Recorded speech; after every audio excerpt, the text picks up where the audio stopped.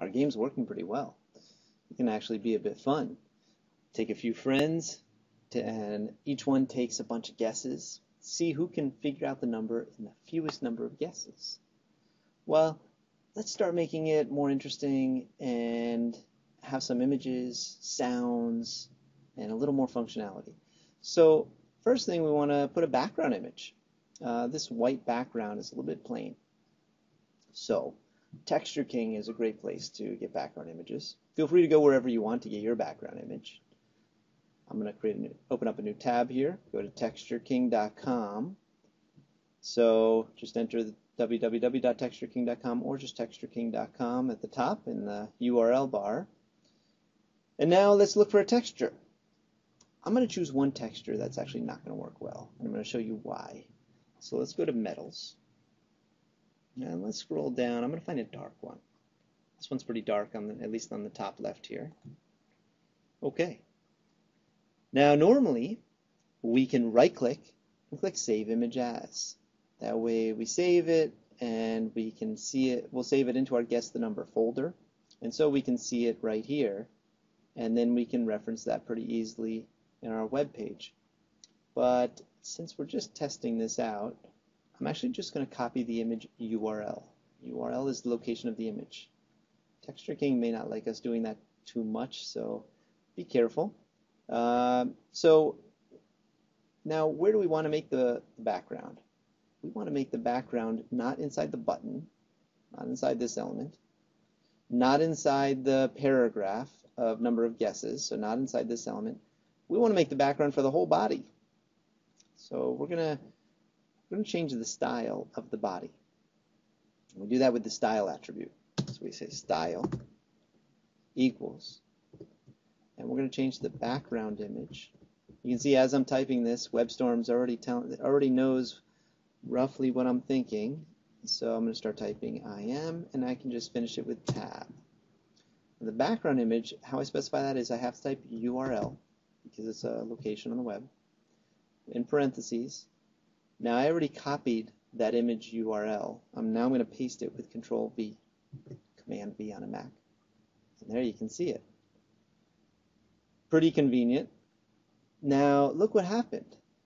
We have this beautiful background for our web page, but you can't read anything. And that's because the contrast is too low. We have a very dark background and we have black writing on it. Nobody's going to be able to read what the writing says. You can read the button because this has a lighter background. So let's choose a better background. I'm going to go back to Texture King. I'm going to go back. And instead of that background right here, I'm going to choose this background. That one looks pretty bright or lighter at the top at least. So this looks decent. Let's try this. I'm going to again copy the image URL. And I'm going to replace all of this with that new URL. So I'm going to type Control V. Now I go back to Guess the Number. Much easier to read. So now it works, right? This is not nice to do. The reason this isn't nice is because every time we show our web page, the browser is going to go over to textureking.com and grab their image and display it to our users. Our users have no idea it's coming from Texture King. But the problem is that Texture King pays for this.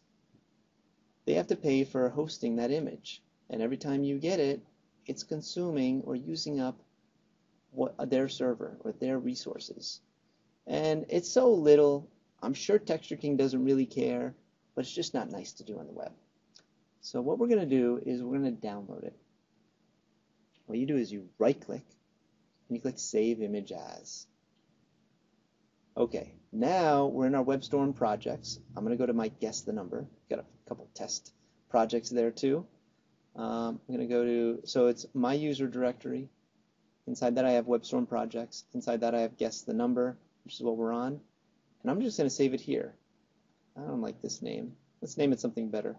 Let's name it light_background.